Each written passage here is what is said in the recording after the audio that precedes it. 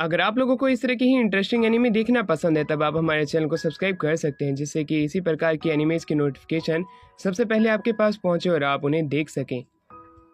क्या हो जब आपके अंकल की नींद कोमा से 17 साल बाद खुली और जब आप उससे मिलने जाओ तब वो एक अलग ही लैंग्वेज में बात करने लगे। ये कहानी ताकाफुमी और उसके अंकल योसुके की है। योसुके खुद को दूसरी दुनिया का एक ट्रैवलर बताता है, चूंकि कुछ समय पहले उस दुनिया में चला गया था 17 सालों के लिए। ताकाफुमी को लग रहा होता है कि उसके अंकल पागल हो गए हैं। वो उन्हें रोकना चाहता था और भी शब्द बोलने से, पर उसके अंकल बोलते हैं मैं तुम्हें जादू दिखाऊंगा।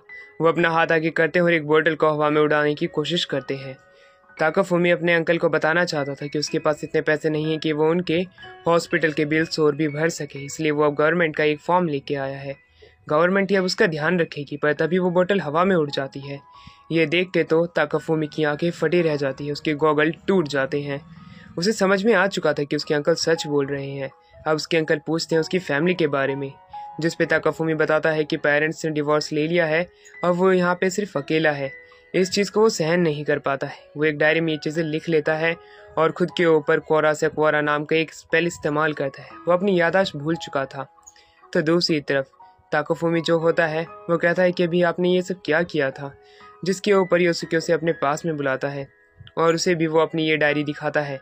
इस डायरी के अंदर वो सारे सामाजिक तत्व थे, जिससे कि उसके दिमाग पे बहुत ही गहरा सदमा पहुंचता है और वो उसकी भी याददाश्त अपने कोरा से क्वारा मैजिक से मिटा देता है। एक हफ्ते बीत जाते हैं। अब वो लोग हॉस्पिटल से बाहर आ जाते हैं। इसी बीच ताकाफुमी अपने अंकल योसुके का यूट्यूब चैनल खोलता है, उनकी पावर दिखाते हुए, पर उनकी इस ताकत के ऊपर किसी को भी भरोसा नहीं होता है। हर किसी को लगता है कि ये सिर्फ सीजीआई का ही कमाल है, पर वो इस चीज़ से काफ़ी सारे पैसे कमा चुके थे। योसुके जो कि ताकाफुमी के फ्लैट में था, वो उससे पूछता है कि तुम्हारा फ्लैट इतना बड़ा कैसे है, तुम तो अकेले रहते हो। जिस पे ताकाफुमी उन्हें बताता है कि पहले मैं रूम शेयर करता था, पर वो काम नहीं किया और वो यहाँ से चला गया।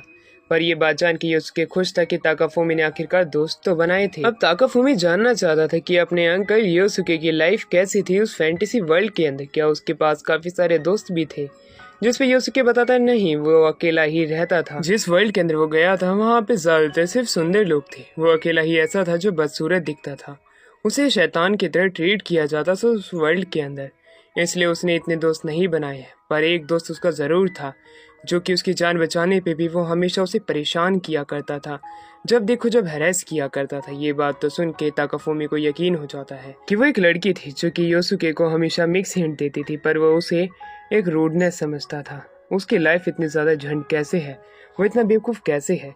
तो दूसरी तरफ उसका अंकल योसुके लैपटॉप के अंदर सारे कमेंट स्क्रॉल कर रहा था, जहाँ पे उसे फेक कहा जा रहा था। उसे उनके ऊपर काफी ज्यादा गुस्सा आता है। तो अगले दिन अंकल अपने जमाने का फोन ताकाफुमी को दिखाते हैं और वो ताकाफुमी को इसे खरीदने के लिए कहता है। ताकाफुमी बताता है कि ये फोन 2G नेटवर्क पे चलता है, जो कि इस समय शायद से नामुमकिन है। पर योसुके जो कि उसके अंकल है, जिसे कि वो काफी ज्यादा पसंद है, इसलिए उसे खरीदने के लिए मान जाता है। तो योसुके उसे बताता है कि मैंने भी दूसरी दुनिया में एक चीज इन्वेंट की थी। ताकाफुमी जानना चाहता था कि उसके अंकल ने क्या इन्वेंट किया था, इसलिए वो अपने सामने एक स्क्रीन लगा देता है। स्क्रीन के अंदर उसकी दूसरी दुनिया की कहानी दिखाई जाती है, जहाँ पे एक बड़े से खंडर जैसे घर के अंदर योसुके ने एक इस तरह का पोट बनाया था, जिसके अंदर से पानी कितना ही निकाल लो वो निकलता जाएगा। इस तरह का पोट उस गांव की ऐसी परिस्थिति में लाया गया था कि पानी कम पड़ जाए तो वो पी सके। पर वो गांव के लोग सेक्ट रिलीजियस थे। वो योसुके को मारने लग जाते हैं। जैसे ही वो योसुके को टांग देते और मारने के लिए जा ही रहे होते हैं, एक एल्फ गर्ल ने उसे बचा लिया था। वो इस समय का फायदा उठा के वहाँ से भागने की कोशिश करता है। वो अपना पॉइंट ऑफ व्यू बदलता है, जहाँ पे कि हमें उसे भागते हुए दिखाया जाता है, और ये देख के हमें पता चलता है गांव वालों ने उसके साथ बहुत बुरा किया था। तो दूसरी तरफ ताकाफुमी की आंखें फट जाती है जब वो देखता है कि वो एल्फ गर्ल कितनी ज्यादा सुंदर थी। तभी स्क्रीन के ऊपर एक नोटिफिकेशन आता है, फोन बिकने वाला है, उसकी ट्रेड खत्म होने वाली है। वो जल्दी में ही उसे ऑर्डर कर देते हैं। फिर बाद में उन्हें एक हार्ट अटैक लगता है कि उसकी शिपिंग कॉस्ट तो काफी ज्यादा है, $2000 तक की। इससे तो उनके यूट्यूब से आए सारे पैसे चले जाएंगे। ताकाफुमी ये लेने से मना कर देता है, क्योंकि ये सामान बड़ी दूर से आ रहा है। अगर पास से होता तब शायद से ये शिपिंग कॉस्ट नहीं लगती।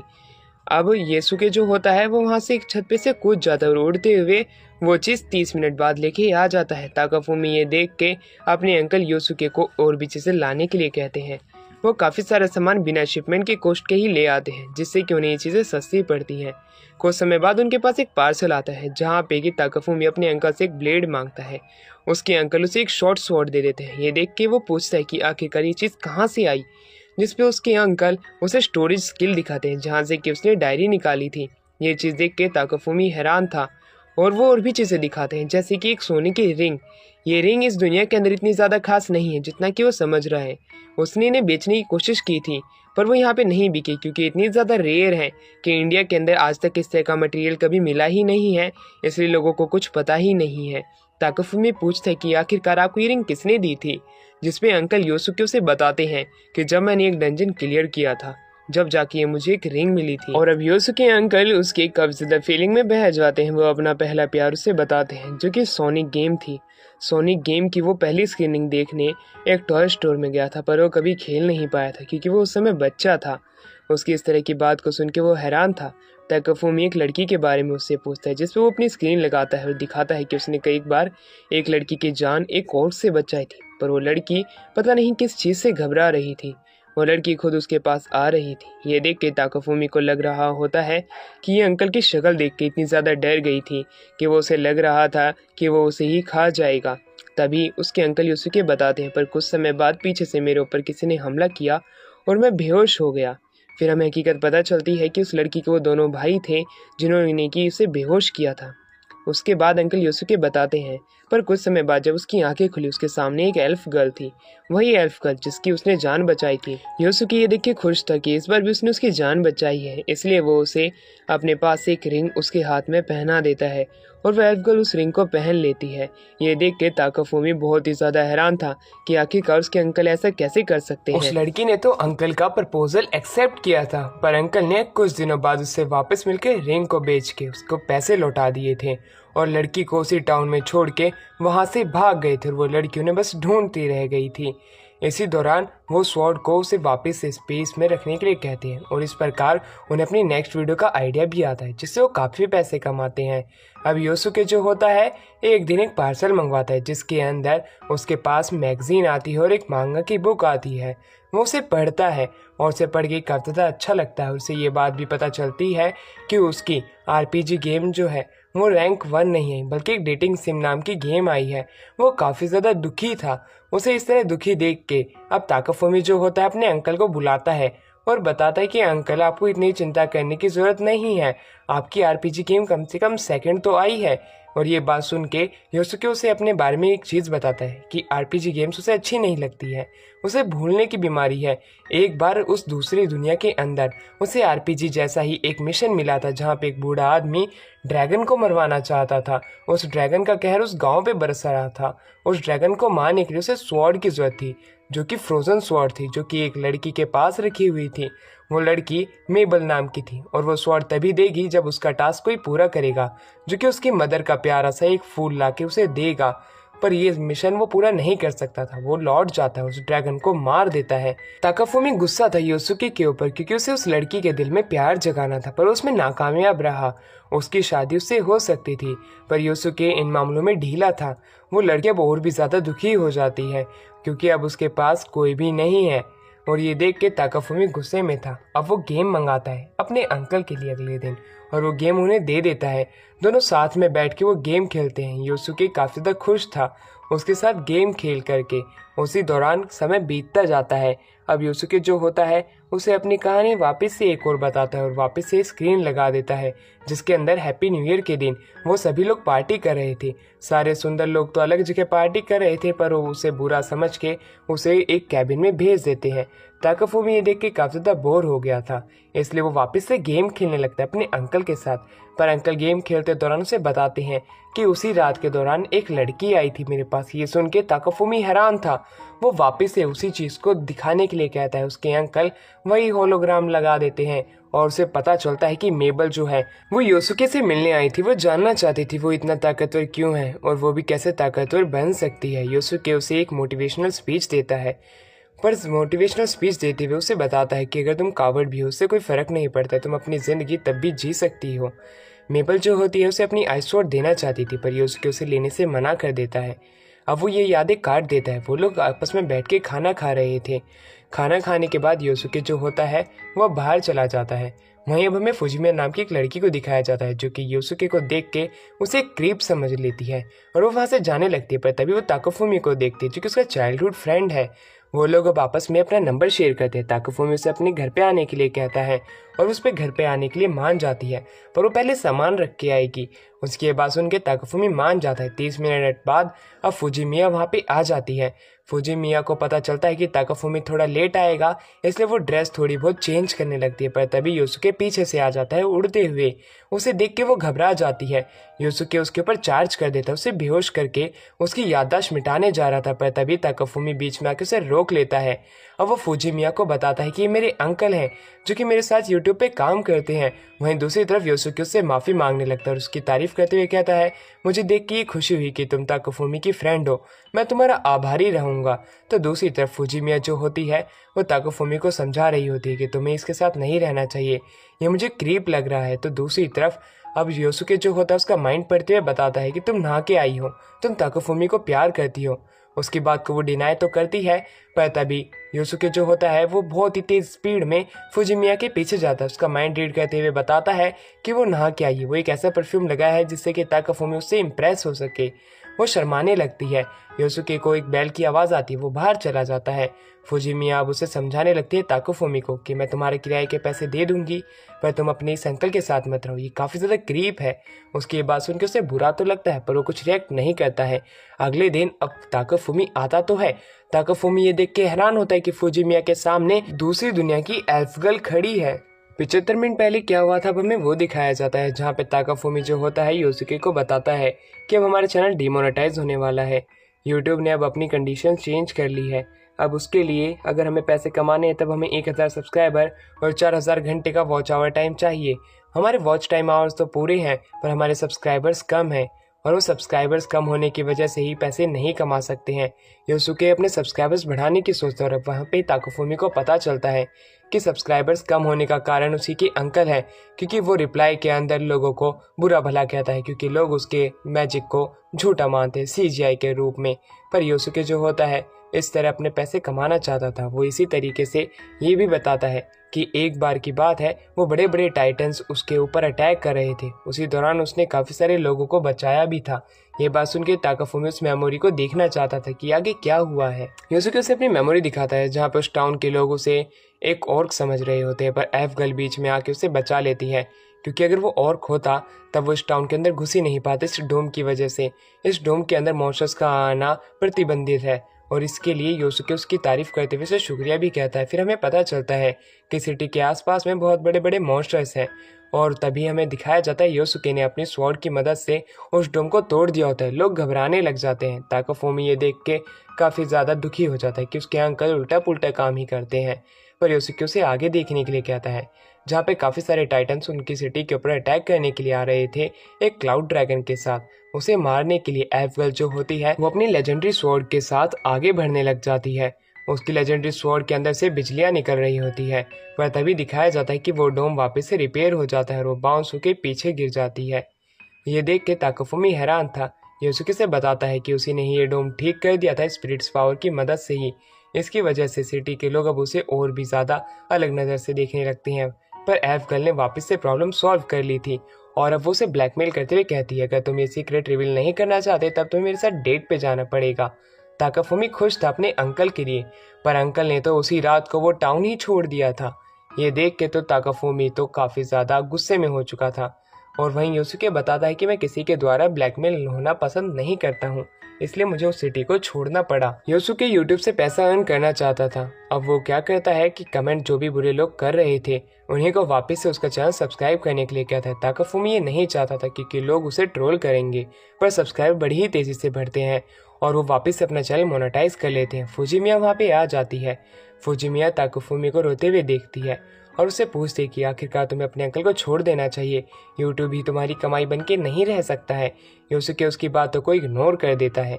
फुजिमिया गुस्से में थी और तभी हमें पता चलता है कि फुजिमिया जो होती है वो योसुके से बात करने लगती है क्योंकि वो योसुके को पसंद करती है। ये अंकल उसकी बात वापस से दोहराते हैं। अब योसुके के सामने ताकाफुमी जो होता है वहाँ से निकल जाता है एक शॉपिंग के लिए। तभी हमें पता चलता है कि योसुके जो है वो फुजिमिया से और भी चीज़ें जानना चाहता था कि वो ताकाफुमी को क्यों पसंद करती है, पर उसे ये बात बताना पसंद नहीं करती थी। इसलिए अब योसुके जो होता है अपनी एक ट्रिक आजमाता है। वो कहता है अगर तुम मुझसे बात पसंद नहीं करना चाहती हो तो मैं जा रहा हूँ। वो वहाँ से एक कमरे की तरफ जाता है। फुजिमिया को बुरा लगता है और वो उसे मनाने के लिए जाती है, पर तभी वहाँ पे एक एल्फ गर्ल आ जाती है जो कि खुद को ताकाफुमी की आंट बताते हुए इंट्रोड्यूस कराती है। उससे उसके बारे में जानना चाहती थी कि ताकाफुमी के बारे में वो क्या सोचती है। पर ताकाफुमी वहाँ पे आके एल्फ गर्ल को देख के हैरान था। उसे पता था कि ये उसके अंकल ही हैं जो कि उसकी आंट बनने का नाटक कर रहे हैं। वो उससे पूछते हैं कि आखिरकार अगर आप किसी का भी रूप ले सकते थे तो आपने दूसरी दुनिया में ये रूप क्यों नहीं लिया। जिसके ऊपर उसके अंकल बताते हैं कि एक फॉरबिडन स्पेल है, अगर मैं इसका इस्तेमाल करता तब मैं अपनी रियल आइडेंटिटी खो देता, जिसकी मदद से वो अपने असली चेहरे में नहीं आ पाता। ताकाफुमी को अब आइडिया आ जाता है अपनी यूट्यूब वीडियो के लिए। अब वो अपने अंकल को ले जाता है और एक यूट्यूब वीडियो बनाने लग जाता है। उस यूट्यूब वीडियो को बनाते हुए वो लोग काफ़ी ज़्यादा खुश थे। वहीं अब हमें दिखाया जाता है एक मेमोरी में ताकाफुमी की, जिसके कि अंदर फुजिमिया जो होती है वो उसे काफ़ी ज़्यादा बुली कर रही होती है। वो उस रूप में नहीं होती है जो कि अभी जिसका उसका रूप है जैसा। ये देख के फुजिमिया खुद हैरान थी। उसने तो क्यूट मेमोरीज सोची थी, पर ये तो बुली वाली मेमोरीज है। ये देख के उसे बंद करने के लिए कहती है, पर समय के साथ साथ वो आपस में दोस्त भी बन गई। दूसरी तरफ अब अंकल की वीडियो काफ़ी ज़्यादा वायरल हो जाती है गेम खेलते हुए। ये देख के तो अब अंकल की भी सांसें फूलने लगती है। उनके प्राइड को ठेस पहुंचता है कि वो इतनी अच्छी वीडियोस बनाता था, उस पर व्यूज़ तो नहीं आए। ये एक लड़की जो कि गेम खेल रही है उसको लोग क्यूट बोल रहे हैं, काफ़ी अच्छे अच्छे कमेंट कर रहे हैं, पर वो लोग काफ़ी सारे पैसे कमा चुके थे। इसलिए अंकल को बुरा तो लगता है, पर इतने पैसे कमाने के बावजूद वो लोग अब एक अच्छा डिनर करते हैं। ये देख के अंकल काफ़ी ज़्यादा खुश थे कि आखिरकार डिनर करने को तो मिल रहा है। ताकाफुमी की एक मेमोरी के अंदर से कुछ लोग बुली कर रहे होते हैं, पर फुजिमिया के आने की मदद से वो लोग उसे बुली नहीं करते हैं। फुजिमिया के लिए अब उसके दिल में एक अलग जगह बन चुकी थी। योसुके ये देख के काफ़ी ज़्यादा खुश था, पर फुजिमिया नहीं थी, क्योंकि वो पहले काफ़ी ज़्यादा बदसूरत थी, पर अब वो ठीक हो चुकी है। अब वो ठीक होने के बाद कॉफ़ी पीते हुए उससे पूछिए कॉफ़ी तुमने इतनी टेस्टी कैसे बनाई। जिस पे ताकाफुमी बताता है कि अब हम कॉफ़ी ग्राइंडर लेके आ चुके हैं जो कि अंकल ने मुझे गिफ्ट के रूप में दिया था। अब फुजिमिया जो होती है उसे अपनी हाई स्कूल की स्विम सूट की फ़ोटो भेजती है।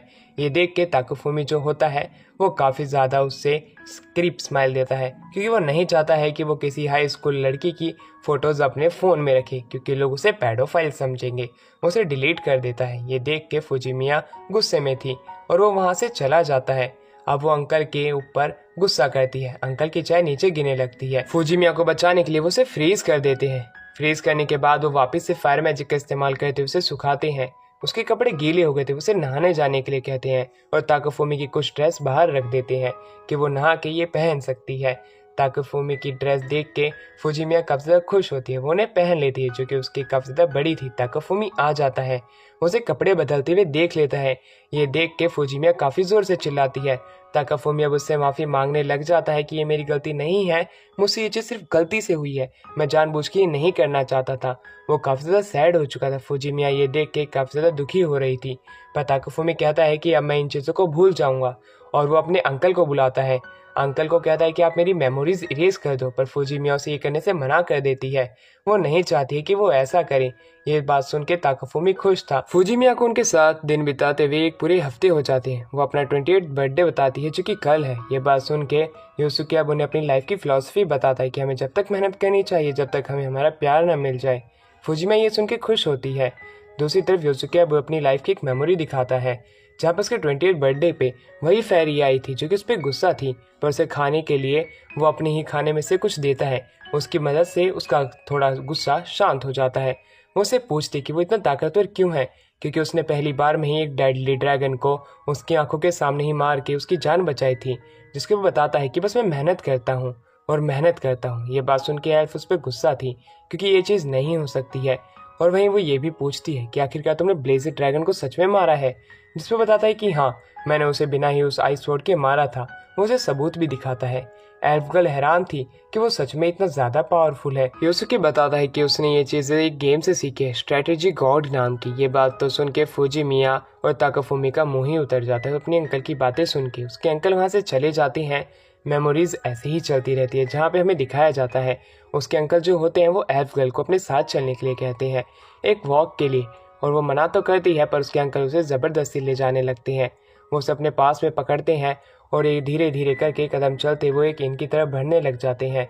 वो जैसे जैसे इनकी तरफ बढ़ रही होती हैं, एफ गर्ल काफ़ी ज़्यादा ब्लश कर रही होती है। और जैसे ही अंकल इनमें आते हैं वो अपने कमरे में घुस जाते हैं और उसे वहाँ से टाटा बाय बाय करते हुए चले जाते हैं। वो गेट को बंद कर लेते हैं। एफ गर्ल काफ़ी ज़्यादा गुस्से में थी कि आखिरकार ये क्या हुआ, और ये देख के फूजी मिया और ताकाफुमी को काफ़ी ज़्यादा गुस्सा आता है। अगले दिन वो एफ गर्ल से कन्फ्रंट करती कि आखिरकार अब तुम्हारे दिन का क्या प्लान है। उसकी आंखें लाल थी। ये देख के उन्हें पता चलता है कि वो रात के समय काफ़ी ज़्यादा रोई थी। फूजी मिया काफ़ी ज़्यादा वाइन पीने लगती है और अंकल को भी पीने के लिए देती है। अंकल जैसे ही पीते हैं वो तो बेवड़े बन जाते हैं। यह देख के फूजी मिया उनके ऊपर गुस्सा तो करना चाहती पर वो नहीं करती है। अंकल तभी उन्हें अपने साथ एक राइड पे लेके जाते हैं। वो उन दोनों को उड़ाते हुए अपने साथ आसमान की सैर करने लगते हैं। इसी प्रकार इसका दिन अच्छा जाता है। फूजिमी अंकल को कहती कि उन्हें तो इनके पास ऐसी पावर है कि एक बेसबॉल प्लेयर बन जाना चाहिए, पर अंकल वो बेसबॉल प्लेयर नहीं बनना चाहते हैं जो कि चीटिंग करके जीतता है, क्योंकि वो एक बार बेसबॉल प्लेयर बनना तो चाहते थे पर वो कमज़ोर थे और वो इस गेम की रिस्पेक्ट करते हैं। वो चीटिंग करके हार्डवर्क करने वाले लोगों का पत्ता नहीं काटना चाहते हैं। ये बात सुन के फूजिमिया उनके लिए खुश थी। उसी दौरान वो अपनी लाइफ का एक और मोमेंट शेयर करते हैं होलोग्राम की मदद से। वो दिखाते हैं कि एक रात को जब वो जंगलों के अंदर चल रहे थे, वो ऐसी सुनसान रात थी जिसके अंदर एक आम आदमी की कब्ज़ फट सकती है। वो मेमोरी इतनी खतरनाक थी। उनके पीछे एक आदमी चल रहा था जो कि उन पर अटैक करने के लिए आया हुआ था। वो आखिर में मेबल ही निकलती है। मेबल जो होती है वो अपने आइस मैजिक का इस्तेमाल करके उन्हें फ्रीज कर देती है और उसे मारने के लिए जाती है, पर अंकल कुछ भी काम नहीं करते हैं, खुद को प्रोटेक्ट नहीं करते हैं। मेपल उनके ऊपर गुस्सा थी कि उसने उसकी फ्री कर दिया उस ब्लेजिंग ड्रैगन को मार के, जिसके ऊपर अंकल से शुक्रिया कहते हैं। बस ये सरकास्टिक जोक था जो कि वो मारना चाहती, पर अंकल को समझ में नहीं आया। वो अंकल को नहीं मारती क्योंकि अंकल को पता था कि मेबल उसे कभी भी नहीं मार सकती। वो उससे पूछता है, क्या तुमने खाना खाया है? तुम पहले से पतली हो गई हो। मेबल अब सैड हो जाती। वो उसे बताती है जैसे उसने ब्लेजिंग ड्रैगन को मारा था उसके बाद से ही उसकी ज़िंदगी पूरे तरीके से बदल चुकी थी। उसका जो पेड़ था उसे लोग एक एक करके काटने लगे थे और वो अपने निजी हक के लिए उन चीज़ों का इस्तेमाल कर रहे थे। और जैसे उसका पेड़ कट गया था पूरा घर का, उसे कुत्ते के बगल में रहने के लिए घर दे दिया गया। ये देख के ताकाफुमी गुस्से में था, तो दूसरी तरफ मेबल जो होती है गांव के लोगों को फ्रीज करके वहाँ के हेड को भी मार देती है। योसुके अब उसके लिए फिक्र करने लगता है। वो उससे पूछता है कि वो किस काम में ज़्यादा बड़ी है, जिसमें वो बताती है फ्लावर बेचना और बेकरी, पर उसमें मेहनत लगेगी। वो मेहनत नहीं करना चाहती है, जिसके के ऊपर वो अंकल जो होते हैं यानी कि योसुके उसे बताते हैं कि वो एक एडवेंचर बन सकती है। उसके पास वो स्वॉर्ड है जो कि उसे एक पावरफुल योद्धा बनाती है। वो डंजन्स को क्लियर करके काफ़ी सारे पैसे कमा सकती है, पर उसे ये सब नहीं करना चाहिए। उसे अपनी एक अच्छी लाइफ एक जगह सेटल होकर व्यतीत करनी चाहिए। उसकी इस तरह की बातों को सुन के वो काफ़ी ज़्यादा खुश हो रही थी कि आखिरकार योसुके तो है जो कि उसकी लाइफ के अंदर एक इम्पोर्टेंट हिस्सा बन के रखा हुआ है। योसुके जो होता है उसकी मदद करना चाहता था, इसलिए वो कहता है तुम्हें चिंता करने की ज़रूरत नहीं है। तुम एक इंट्रोवर्ट बन के एडवेंचर नहीं बन सकती हो, पर क्या हुआ, तुम एक अच्छा जीवन जी सकती हो। ये कहने के बाद वो मेबल की एक उंगली के अंदर एक रिंग डाल देता है। इस उंगली में रिंग डालने का मतलब है कि उसकी एंगेजमेंट हो गई। अब उसकी जो स्वॉर्ड होती है वो जो कि आइस के अंदर दबी हुई थी वो अपने आप पिघल जाती है। ये देख के मेबल काफ़ी ज़्यादा खुश होती है, पर उसे अंकल बताते हैं कि ये जो रिंग है तुम इसे संभाल के रखना, ये तुम्हारी काफ़ी ज़्यादा मदद कर सकता है। और उसकी ये बात सुन के वो हैरान थी। वो भी एक जगह बैठ जाती है। अब योसुके जो होता है उसके क्लोज आने लगता है, जिसमें मेबल कहते हैं सबसे पहले हमें नहा लेना चाहिए, पर योसुके से कहता है तुम एक अच्छी स्मेल महक रही हो, नहाने की ज़रूरत नहीं है। और वो उसे रिंग के फ़ायदे बताता है कि वो उसे बेच के पैसे लेके आ सकती है, जिसकी मदद से वो अपना पूरी ज़िंदगी बैठ के खा सकती है। ये बात तो सुन के उसे गुस्सा आने लगता है। वो उसके ऊपर अटैक करती है, पर योसुके जो होता है वो उसे दबोच लेता है अपनी रिंग्स की मदद से। अब वो उसके ऊपर इतना भारी पड़ चुका था कि वहाँ पे एल्फ आ जाती है। एल्फ आते ही मेबल को आज़ाद करा देती है, क्योंकि वो योसुके की इस तरह की हरकत नहीं देख सकती थी। अब योसुके को मेबल जो होती है वो फ्रीज कर देती है। वो दोनों उसे पकड़ लेती हैं, जहाँ पे एल्फ कहती है कि ये ऑर्क जैसा दिखने वाला बंदा, इसे क्या लगता है क्या ये हर एक लड़की को रेज कर सकता है, क्या ये एक बहुत बड़ा रेजलर है। तो दूसरी तरफ मेबल जो होते हैं वो तो उसे एक रेजलर ही समझती है। और वहीं दूसरी तरफ वो उसे अब अपनी फैमिली के बारे में बताने लग जाती है कि मेबल फैमिली का रिश्ता बहुत ही पुराने समय से है, जहाँ पे एक दूसरी दुनिया का योद्धा उनकी दुनिया में आया था। भगवान से उसे ऐसी ताकत मिली थी जिससे कि वो भगवानों तक को भी मार सकता था। मैं उसी की डिसेंडेंट हूँ। ये बात सुन के एल्फ से कहती है ये कहानी मुझे पता है, ये लेजेंड काफ़ी ज़्यादा फेमस है। ये बात तो सुन के मेबल दुखी हो जाती है क्योंकि उसे एक ही चीज़ पता थी जिसके अंदर वो अच्छी थी, कहानी सुनाना, और उसे ये चीज़ पता थी इसलिए वो रोने लग जाती है। अब वो एल्फ लड़की से कन्फ्रंट करती है, रोने से मना करती है कि एक छोटी मोटी ही बात है, तुम्हें इसके लिए रोने की ज़रूरत नहीं है। योसुके को काफी ज्यादा गुस्सा आता है क्योंकि उसे तो कोई भी पावर नहीं मिली थी गॉड से, पर मेपल के एंसेस्टर को क्यों मिल गई। अब हमें शुरुआत से दिखाया जाता है जहाँ पे कि ताकाफुमी कहता है कि आप शुरुआत से अपनी कहानी बताओ, जब आपका रीइंकार्नेशन दूसरी दुनिया में हुआ था। तो वहाँ पे अब हमें दिखाया जाता है जैसे वो रीइंकार्नेट होता है वो कुछ लोगों के हाथों पकड़ा जाता है, उसे काफ़ी ज़्यादा मारते, पर एक आवाज़ काफ़ी ब्लरी रूप से आ रही थी। उसे ट्रांसलेट करने पे पता चलता है कि भगवान ने बोला था तुम अपनी पावर में क्या चाहते हो, और उस समय योसुके ने ये कह दिया था कि मैं इन लोगों की भाषा जानना चाहता हूँ जिसकी मदद से शायद से मैं इन लोगों के साथ रह पाऊंगा और इन्हीं की तरह जी पाऊंगा। पर ये चीज़ उल्टी निकलती है, वो लोग उसे सर्कस में बेच देते हैं। सर्कस में बेचने के दौरान वो सिर्फ 3 ब्रॉन कॉइन के अंदर बिकता है और दूसरी तरफ बाकी के कचरे का ढेर जो है वो 1000 ब्रॉन कॉइन में बिकता है। इस तरह की अपमानजनक चीज़ देख के तो ताकाफुमी गुस्से में था कि उसका अंकल इतना सस्ता कैसे बिक सकता है। योसुके और ताकाफुमी को नोज ब्लेड आने लग जाती है। वो ऐसी यादें थी जो कि उन्होंने शुरुआत में ही मिटा दी थी। ये सारी बातें वो फुजिमिया को बताते हैं। फुजिमिया जो होती है वो अब आगे की मेमोरीज देखती है जहाँ पे कि उन्हें सर्कस के अंदर ही रखा गया था। योसुके को भूल गया था वो सर्कस का मालिक, इसलिए वो धीरे धीरे करके उस वीडियो को आगे करते जाते हैं। ये देख के फुजिमिया और ताकाफुमी घबरा रहे होते क्योंकि अंकल उस प्रिज्म के अंदर खुद से ही बात करने लग रहे थे, पर हकीकत ये नहीं थी। अंकल जो है उस रे ऑफ लाइट जो कि प्रिज्म के अंदर गिर रही थी, उस प्रिज्म के अंदर गिरने वाली लाइट से ही बात कर रहे थे जो कि एक स्पिरिट ऑफ लाइट थी। उसने उसे ऐसी पावर ग्रांट कर दी थी जिसकी मदद से वो लाइटनिंग का इस्तेमाल कर सकता था। जैसे उसे ये पावर मिलती है वो खुद को आज़ाद करता है और बाकी के जानवरों को भी जो कि उसी के साथ में थे। फुजिमिया जो होती है वो कहती है कि अंकल को ऐसी पावर मिली थी जिससे कि वो दूसरी दुनिया की भाषा को ट्रांसलेट कर सकते थे, इसलिए वो हर एक चीज़ से बात कर पा रहे थे। ये बात तो सुन के अंकल को लगा था कि वो तो सबसे पहले गेम की पावर का ही इस्तेमाल कर सकते हैं, पर यह बात तो कुछ अलग ही थी। वो सर्कस से बाहर आ जाते हैं, एक मॉन्स्टर उसके साथ में था। ताकाफुमी को लगता है कि शायद से वो मेरे अंकल का पेट बनना चाहता था, पर एक मॉन्स्टर में बदल के अंकल पे अटैक कर देता है। अंकल इतने सारे मॉन्स्टर से पिट रहे थे, सर्कस का मालिक भी मर रहा था, इसलिए अब वो क्या करते हैं योसुके अपनी उसी लाइट को बाहर निकालते हैं और लाइटनिंग लाइट की मदद से वो सभी मॉन्स्टर को एक एक करके मार देते हैं। सर्कस के मालिक को बचा तो लेते हैं, सर्कस का मालिक उन्हें शुक्रिया करना चाहता था, पर योसुके का चेहरा देख के वो घबरा जाता है। योसुके से बचाने के लिए उस जगह से दूर भेज देते हैं और वो अकेला ही उन सभी मॉन्स्टर को मारने लगता है। सभी मॉन्स्टर को मार के वो सुबह के समय उनको खा जाता है और वो ये देख के काफी ज्यादा खुश था कि उसकी शुरुआत एक अच्छी शुरुआत थी। पर दूसरी तरफ ताकाफुमी और फुजिमिया की आंखें फटी रह जाती है कि ये सच में एक अच्छी शुरुआत थी जिसके अंदर शुरुआत में ही आपको पकड़ लिया गया। अब फुजिमिया को काफी ज्यादा देरी हो रही थी, वो अपने फैमिली के साथ डिनर करना चाहती थी, इसलिए वो वहाँ से जाने लगती है। तो दूसरी तरफ अंकल बताते हैं एल्फ गर्ल की कहानी जो कि वो आगे करके दिखाना चाहते थे। वो लोग इस कहानी को मिस नहीं करना चाहते थे, इसलिए फुजिमिया अपने घर पे कॉल करके डिनर आज का कैंसिल कर देती है। उनके साथ में वो कहानी देखने लगते हैं जहाँ पे अंकल कहानी चला देते हैं, जहाँ पर उस ड्रैगन को एल्फ गर्ल को बचाते हुए कि स्ट्राइक में मार देते हैं। फुजिमिया दुखी हो जाती है, क्या सच में उसने इस वन अटैक के लिए ही अपने डिनर को कैंसिल किया था। अंकल अब बताते हैं कि एल्फ ने पहले उसे काफ़ी ज़्यादा डैमेज कर दिया था, मैंने सिर्फ एक डैमेज प्लेस के ऊपर ही अपने स्वॉर्ड का अटैक किया था, इसलिए वो मारा गया। अब एल्फ गर्ल काफ़ी ज़्यादा डरने लगती है अंकल को देख के, पर अंकल उसे अपनी हुडी देते हैं। अब वो समझ जाती है कोई बुरा आदमी नहीं है, वो अपने नाइफ को अपने स्टोरेज बैग में रख लेती है। इस तरह का मैजिक देख के अंकल काफ़ी ज़्यादा हैरान थे, वो अपनी हुडी को हटाते हैं, उसकी वजह से उसकी बॉडी जो कि पहले से नेक थी वो थोड़ी बहुत दिखने लग जाती है। एल्फ गर्ल काफ़ी ज़्यादा गुस्से में उसके ऊपर गुस्सा करने लगती है। ये देख के ताकाफुमी और फुजिमिया भी अंकल के ऊपर गुस्सा थे और इसी के साथ इनकी एक ट्रबल रिलेशनशिप की शुरुआत होती है। तो दूसरी तरफ अब हमें बताया जाता है फुजिमिया जो है उसके बर्फ में जमने के बाद की कहानी जानना चाहती थी। अंकल वहाँ पे पहुँच जाते हैं। बर्फ में जमने के बाद में अंकल की हालत ढीली हो गई थी। एल्फ गर्ल और मेबल उसी के साथ में सो रही थी, जहाँ पे एल्फ गर्ल योसुके के साथ मूवमेंट बनाना चाह रही थी। उसी समय मेबल के जागने की वजह से उनकी जो दिक्कत है वो बढ़ जाती है। मेबल रोने लग जाती है, वो नींद में थी, अपनी मदर को याद कर रही थी। एल्फ गर्ल उसे जगाती है और अब वो माफ़ी मांगती है, उन्हें ये सारी चीज़ें एक्सप्लेन करने लगती है कि उसकी गलती है। वो रात में सोते समय बात करने लगती है। एल्फ गर्ल जो होती है उसे अपनी रिंग बेचने कहती है जो कि योसुके ने उसे दी थी।